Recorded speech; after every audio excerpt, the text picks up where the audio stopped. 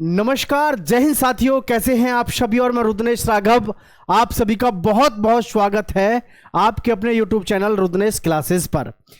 प्यारे साथियों, बीएसएफ जो हमारी ट्रेडमैन की भर्ती है 3588 पदों पर।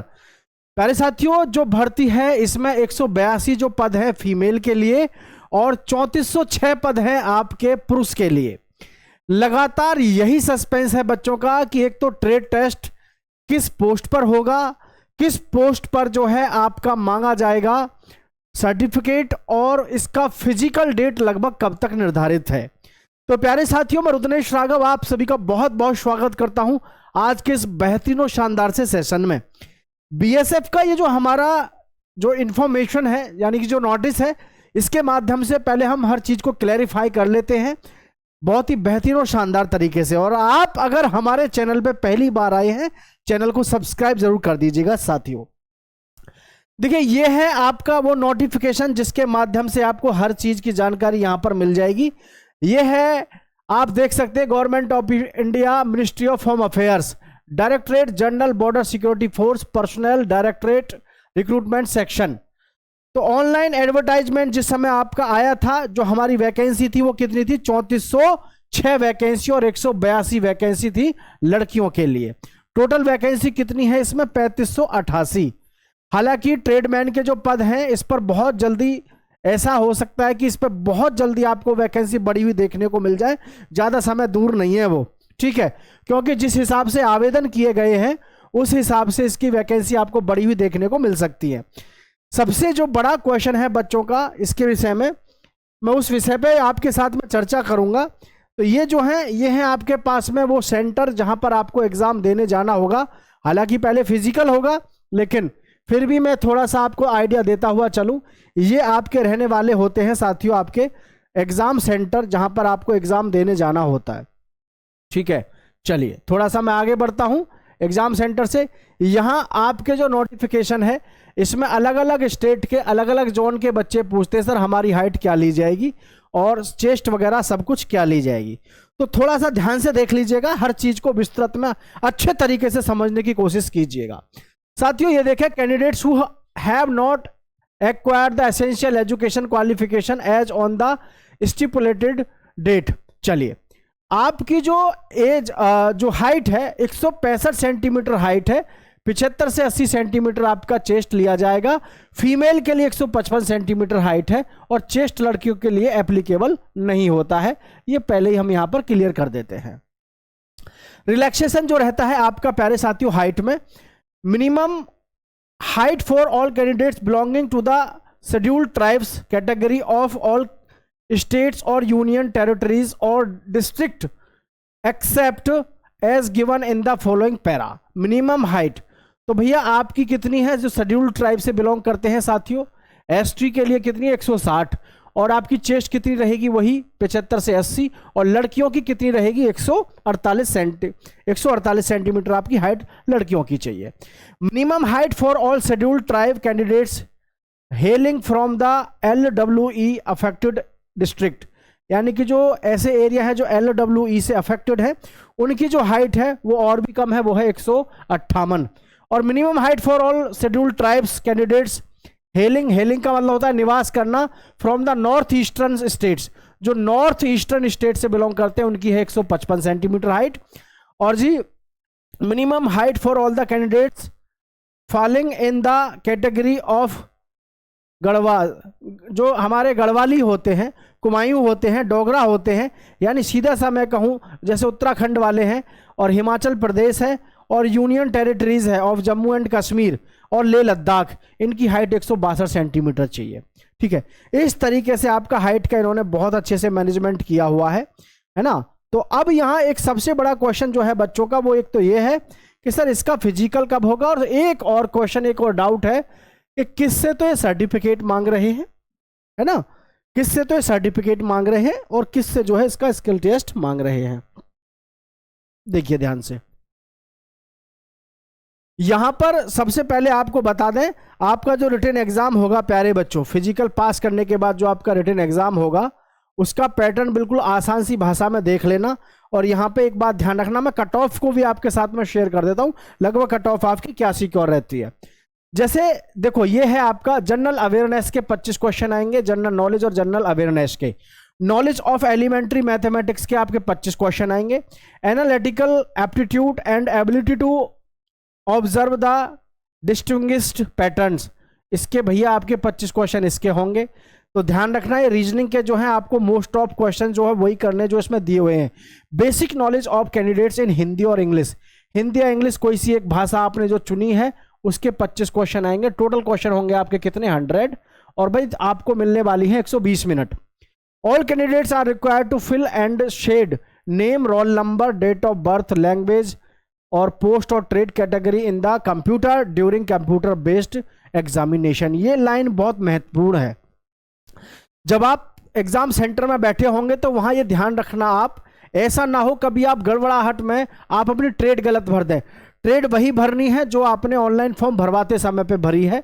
जब आप कंप्यूटर टेस्ट देंगे, ये क्या लिखा हुआ है इसको ध्यान से देखो, all candidates are required to fill and shade, सभी बच्चों को जो है रिक्वायर्ड है क्या क्या, नाम सही से भरना है, रोल नंबर सही से भरना है, डेट ऑफ बर्थ सही भरनी है, लैंग्वेज चुननी है सही, और पोस्ट और ट्रेड, पोस्ट या ट्रेड आपको चुननी है, category in the computer during computer based examination. जब आपका एग्जामिनेशन होगा वहां पे ध्यान रखना आपने कौन सी ट्रेड चुनी है और कौन सी आपने लैंग्वेज चुनी है, अन्यथा आपके साथ गड़बड़ हो जाएगी, फिर आप बाद में कभी रोते घूमो। ठीक है, चलो आगे बढ़ जाते हैं। आगे इसमें दिया हुआ है साथियों, ध्यान से देखेंगे थोड़ा सा। आगे इसमें दिया हुआ है candidates reporting after 15 minutes of the commencement of examination will not be allowed, third phase of examination. ये तो थर्ड फेज हो गया और इतना आपको सबको पता रहता है। ठीक है, अब है सबसे अहम चीज जिसको लेकर के युवा साथियों के मन में एक बहुत बड़ा डाउट है, और वो है ट्रेड टेस्ट किस पोस्ट पर होगा और किस पोस्ट पर NSQF सर्टिफिकेट, यानी कि आपको किस ट्रेड पोस्ट पर आपको अपना सर्टिफिकेट दिखाना है और किस टेस्ट मतलब केस पर केवल आपका ट्रेड टेस्ट होगा। देखो ध्यान से सभी साथी, यहां देखेंगे आप जो हमारी ट्रेड है, ध्यान से देखना, कारपेंटर है, नो ट्रेड टेस्ट रिक्वायर्ड। तो भाई कारपेंटर को आपको किसी भी प्रकार का कोई ट्रेड टेस्ट रिक्वायर्ड नहीं है। आप कहो तो मैं इसको और बड़ा कर देता हूं ताकि आपको अच्छे से दिखाई दे सके थोड़ा, क्योंकि हर बच्चे के दिमाग में ये कंफ्यूजन है कि सर ट्रेड टेस्ट किस पर होगा किस पे नहीं होगा।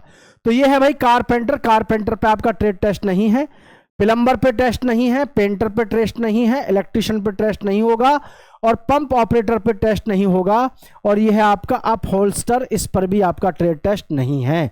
तो ये क्या लिखा हुआ है, candidate should possess following suitable qualifications, 2 year certificate course from industrial training institute in the trade और सिमिलर ट्रेड। भाई ये बात ध्यान से समझ लेना, इन सभी ट्रेड में अगर आपने फॉर्म भरा है, मेरी बात को पहले ध्यान से सुन लेना बेटा, अन्यथा आप मानो फिजिकल देने जाओ, रिटन देने जाओ और बाद में आपको सिलेक्शन ही ना मिले तो कोई मतलब नहीं है। इसलिए ध्यान से समझना इन बातों को।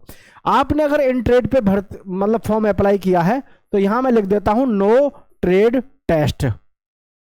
ठीक है, नो ट्रेड टेस्ट, इस पर किसी प्रकार का कोई ट्रेड टेस्ट आपका होना नहीं है। लेकिन candidate should have possess following suitable qualifications, 2 साल का डिप्लोमा होना चाहिए आपके पास में। क्या? 2 साल का डिप्लोमा या सर्टिफिकेट, एक ही बात है।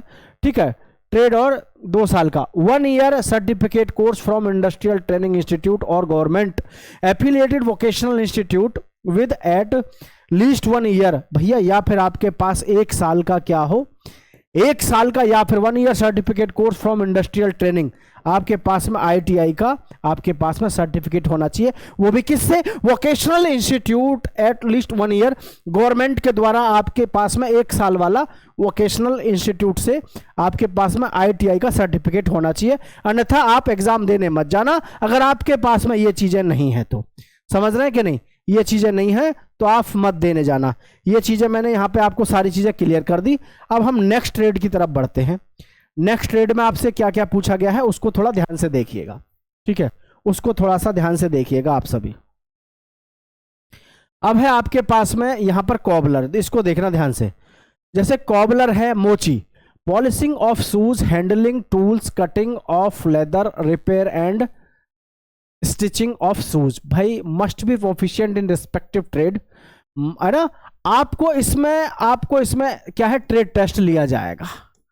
आपका इसमें ट्रेड टेस्ट होगा, क्योंकि इसमें लिखा हुआ है पॉलिशिंग ऑफ शूज, शूज की आपको पॉलिश करनी आनी चाहिए, हैंडलिंग टूल्स, आपको टूल्स इस्तेमाल करने आने चाहिए, और लेदर जो है कटिंग करना आना चाहिए, रिपेयर करने आने चाहिए शूज वगैरह। तो इसमें आपका प्यारे साथियों यहां पर कॉबलर में आपका ट्रेड टेस्ट लगेगा। टेलर में टेकिंग मेजरमेंट ऑफ पर्सन्स, यानी कि आपको लोगों का नाप लेना आना चाहिए, कपड़ा कटिंग करना आना चाहिए, और सिलाई, यूनिफॉर्म की सिलाई आनी चाहिए। इनमें आपसे पूछा जा रहा है ट्रेड टेस्ट। आगे है वॉशरमैन, वॉशिंग ऑफ क्लॉथ्स, भैया आपको कपड़े धोने आने चाहिए और इनको खाकी कपड़ों को आयरन करना आना चाहिए। कॉटन यूनिफॉर्म है और वूलन ऊनी कपड़े हैं, टीसी यूनिफॉर्म है। बार्बर को भी आपको इसमें आपका लिया जाएगा, बार्बर का भी साथियों आपका ट्रेड टेस्ट होगा। ये जो है जितने भी ऑप्शन यहां आप देख रहे हैं, इन सब पे आपका ट्रेड टेस्ट होगा, ठीक है। बाद में मत कहना कि समझ में नहीं आया, मैंने फॉर्म भर दिया, मैं जाऊं ना जाऊं, तो ये ध्यान रखना भाई, ठीक है। यहां लिखा हुआ है स्वीपर, स्वीपर के लिए भी है, ठीक है। यहां कुछ और लिखा हुआ है, ये दिया हुआ नहीं है क्लियर, लेकिन इन पोस्ट पर आपका ट्रेड टेस्ट होगा। Must be proficient in respective trade और must qualified trade test in the respective trade conducted by the recruitment board. भैया आपको यहां पर ट्रेड टेस्ट से गुजरना है, ट्रेड टेस्ट क्वालिफाई करना है। और मैं आप सबको बता दूं, जिन्होंने भी बच्चों ने इसमें फॉर्म डाला है ट्रेड टेस्ट वाले में, जिसमें आपका ट्रेड टेस्ट होगा, आज ही मैं लिख के दे रहा हूं 100%, आपको ये बात ध्यान रखना सभी बच्चे। अगर आप ट्रेड टेस्ट पास कर गए, फिजिकल सही से मारने के बाद में ट्रेड टेस्ट पास कर गए और रिटन की थोड़ी सी तैयारी अगर आपने कर ली, आपको सिलेक्शन से कोई नहीं रोक सकता। आप सोच रहे होगे गुरुजी ऐसा कैसे, ऐसा इसलिए है, ट्रेड टेस्ट पास करने के बाद में बहुत कम बच्चे बचते हैं, इसमें ध्यान रखना। इसलिए जिनकी भी ये हैं, ट्रेड टेस्ट की तैयारी अच्छे से करते रहो। कोई भी बुक पकड़ लो आप अच्छी सी ट्रेड टेस्ट की, ठीक है, कोई सी भी बुक पकड़ लो, मैं लिस्ट कर देता हूं बुकों को, उनको पकड़ लो आप अच्छे से, आपको कोई नहीं रोक सकता, गारंटी है इस बात की। क्योंकि इसका जो रिटन टेस्ट होता है ना, ट्रेड टेस्ट वाली जो पोस्ट होती है, इतना लुल होता है, इतना मतलब ढीला होता है, जिसका कोई जवाब नहीं। क्योंकि मेरे यहां से ऐसे ऐसे बच्चे लगे हुए हैं जो है ट्रेडमैन में, बहुत मतलब जो पढ़ने में बहुत ही एवरेज थे, ठीक है। तो ये चीजें आपको ध्यान रखनी है भाई। आगे मैं बात करता हूं, अब बात करेंगे हम सर्टिफिकेट के लिए। तो सर्टिफिकेट, एक तो आपने ऊपर देखा उनके लिए सर्टिफिकेट चाहिए था, और एक इनके लिए जो मेस में काम करते हैं, कुक है, वेटर है, और जी आपका वेटर कैरियर है, वाटर कैरियर सॉरी, और जो है वेटर। तो no trade test required, no trade, इन तीनों के लिए कोई ट्रेड टेस्ट रिक्वायर्ड नहीं है। लेकिन एक बात ध्यान रखना, candidates possess suitable following qualifications, national skill qualification. ये जो नेशनल स्किल क्वालिफिकेशन फ्रेमवर्क है, NSQF,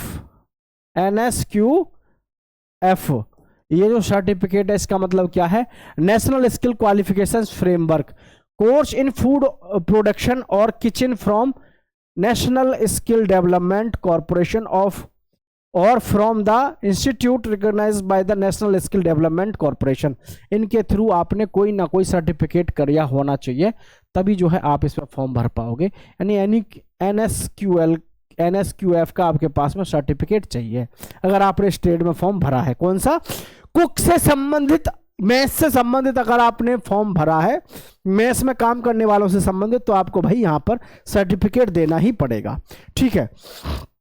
बहुत सारे बच्चों का एक और भी क्वेश्चन है यहाँ पर, वो क्या है कि सर ये जो हमारा सर्टिफिकेट है, ये देना कब तक है ना, ये भी तो क्वेश्चन रहता है, सर ये दिखाना कब तक है।